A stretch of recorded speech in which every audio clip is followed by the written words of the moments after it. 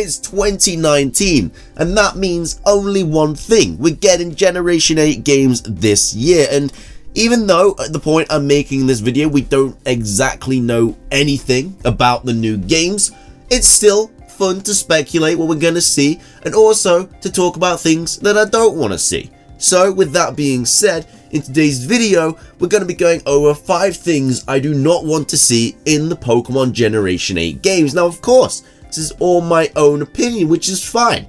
If you guys disagree with me, leave your suggestions in the comment section down below. That's what it's there for. Of course, leave a like as well if you're excited for the video, and be sure to drop a cheeky subscribe as well, because we do daily Pokemon content on this channel.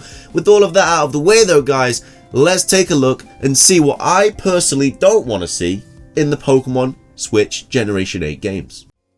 So starting things off and claiming the number 5 spot in today's top 5 video is just get rid of those friendly rivals. I've been playing Pokemon since the very beginning. I went to Kanto, I went to Johto, Hoenn, Sinnoh, I'd done them all. And of course, I grew up with the rivals. Blue and Silver, still single-handedly the best rivals yet, because they were actually rivals. They made you hate them, they made you want to beat them. I want to see a rival that actually has a rivalry with the player in the Generation 8 games. They can be friendly, like Barry or Wally or Sharon or Bianca, whatever floats your boat, but they also have to care about the battle. How really annoying with this like I don't care attitude. Like friendly competition's good, it's fun, but there has to be actual competition involved. You can see the other rivals grow as characters throughout the actual games, but how never really seemed to change at all, and that's something I hated about the Generation 7 games. Also, I don't want to see every single person shouting out friendship. Like, I would like to see some more diverse personalities. Give us some pessimistic people or serious people who aren't solely on the villain side. Gen 7 felt like being with a bunch of people that only wanted to sprout out happiness, which is fine, but at the same time I want a couple other personalities thrown into the mix. I get Gladion wasn't exactly happy, and that's probably why he was one of my favourite characters in Generation 7. Literally because him and Lily were kind of the only characters that got any sort of development throughout the games. Hal was just annoying. So I definitely would like to see, number 1, some actual rivalry in the games. Just make me hate the rivals so I actually feel good about beating them, because I didn't want to talk about the rival in Let's Go, because he just gave you free items every time you saw him. And then of course, some pessimistic people as well, you know. Yeah, it's fine, you can have your happy-go-lucky jolly people, but also have some people that aren't exactly happy to see you when you break into the house. I mean, come on, it's 2019, let's just have a couple bit of variety, you know, that's all I want to see in the Generation 8 games. Coming up next and claiming the number 4 spot in today's top 5 video for things that I do not want to see in the Generation 8 games are long cutscenes and tutorials, or at least a way to skip them if you're gonna throw the tutorials in. Now I get it, tutorials help new players, and say your first games are the Generation 8 games and you have no idea what you're doing, the tutorials are probably going to be helpful. I know that Pokemon Sun and Moon were a lot of your guys' first games, and I take it the tutorials did help you out, because you probably didn't really have a clue what you were doing, so I get that. But oh my lord, you don't have to force feed us and hold my hand all the way through the game. Melee Island in Gen 7 literally felt like 90% of it was just a long tutorial, and it just made me, I don't know, just so depressed playing it, because I just wanted to get through the game and into actually something exciting, but every 2 seconds there was just a long cutscene, people talking forever, and there was no way to skip it. Just allow a skip option. The skip cutscene in the Pokemon Let's Go games for the legendary things is the closest thing we've got to be able to skip cutscenes, so that was really nice to see. But again, when it just force feeds you and it holds your hand and everything like that, it just really makes the replayability of the game zero. Like, I don't want to replay the game if I'm just gonna get my hand held throughout the game. So I know a lot of people do get annoyed by the long cutscenes and tutorials. Keep them in if you want to help new players, I get that, but just add a skip option. Dude, it shouldn't be that difficult, and it would literally make so many people happy. I get the cutscenes, but God, just a skip option, please, that's all I want.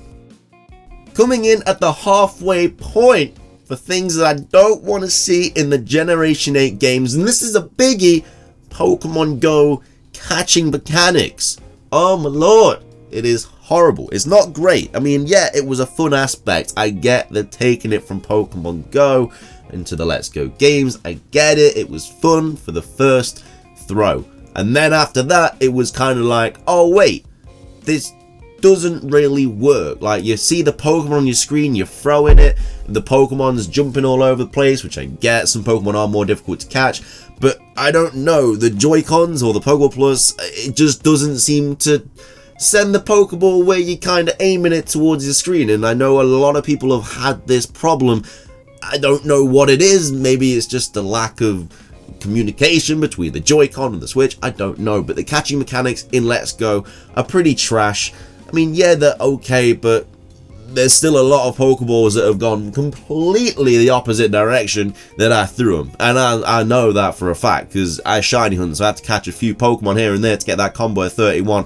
I've also caught 999 Pidgey, and that wasn't a walk in the park as well, because every time I threw the ball, it went the other way. So I'm just saying, oh my lord, we don't need those Let's Go Pokemon Go catching mechanics in Gen 8. I don't think they will be in the Gen 8 games, but just as a heads up, Nintendo, just don't put them in. I get that it will make the Pokeball Plus useless for the Generation 8 games, but I think that was kind of only really made for Let's Go and Pokemon Go. I don't think they really ever had any intention to include that in a future generation title, but I'm fine with that. You know, I got my Mew, which is pretty much the only thing I got the Pokeball Plus for, but it's fine. I don't really care if you can't use it for Gen 8, as long as we don't have to launch the Pokeball at the screen every single time. I'll be happy. That's all I just want. Just don't bring Let's Go and Pokemon Go mechanics to Pokemon Generation 8. That's all I want. It's fine. It's easy. Just easy to do. Just bring back the old ways. There's nothing wrong with them, you know?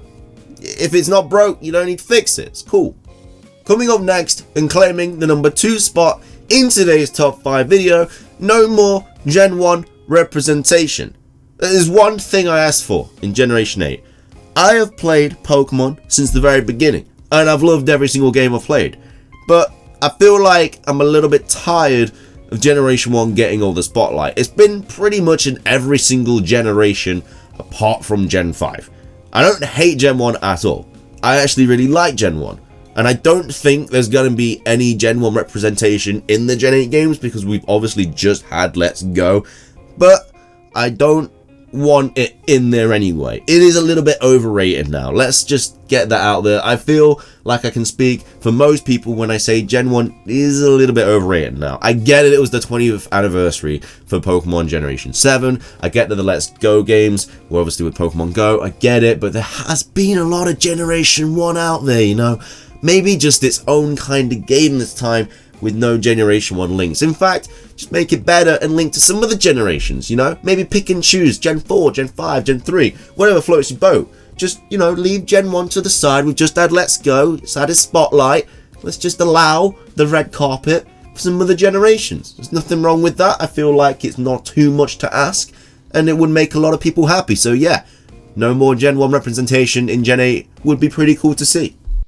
Finishing things off though, as the number 1 thing that I do not want to see in Pokemon Generation 8 is a small Pokedex. In Kalos, we had just over 70 Pokemon, I think. It was like 69 to 70 Pokemon. I don't even know, something like that. Not big at all, that Pokedex. That thing was small as heck. And then in Alola, we didn't really get that many more, even with like Ultra Beasts. And we got a lot of rehashed old Pokemon in the form of Alola forms, which, yeah, it was a cool concept, and I get they did it for the 20th anniversary, but at the end of the day, all they did was just take old Pokemon, change the typings, and make them look a little bit different. There wasn't really that much thought process that went into creating new Pokemon, so at the end of the day, Gen 7 Pokemon wasn't even that many either. I would love to see 100 plus new Pokemon in Gen 8, like we did in Gen 1, you know.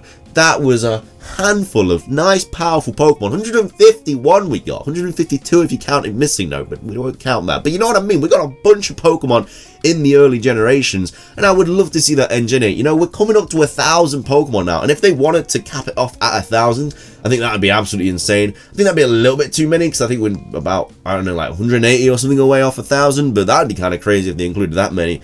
But I would like to see 100 plus Pokemon in the Generation 8 games, and also just bring back the national decks as well. I get it's annoying completing that for the Shine Charm, but the national decks would be pretty cool to have in the Generation 8 games, especially seeing as we haven't had it for a while. You know, since Generation 6, we didn't have it in Sun and Moon, Ultra Sun and Moon. Let's go. You know, we need that national decks back. I want to see all them Pokemon in the game. And also, if there was the national decks, I'm pretty sure they would create some form of connecting Pokemon Bank to the Switch, which they just definitely need anyway, without a doubt. That's not even a question. They best have that thing in there, or it's going to annoy a lot of people. But yeah, I think as my number one thing that I do not want to see is a small Pokédex. I want to see a lot of brand new Pokemon in Gen 8. Nintendo, make it happen. You know, you've had a lot of time, been working on these games for a while. I want to see some nice results. But yeah, that's my number one spot. But with that, it does wrap up today's video. I really hope you enjoyed it as much as I did making it. Speculating about Generation 8, it's going to be a lot of fun to do, and I had a lot of fun doing it. I'm also going to be bringing out a video soon with things that I want to see in Gen 8, so take a look out for that. You might agree with some things that I say. Of course, if you agreed with anything I said in today's video, be sure to drop a like, or of course, leave your own suggestions in the comment section down below. Subscribe if you're brand new, because I do daily Pokemon content. Got a couple other videos coming to your screen in a second as well, so if you enjoyed this one, you might enjoy them. That is everything from me though, guys. Thank you all so much for watching. You've been incredible. I hope you have a fantastic weekend, and until next time, guys, peace.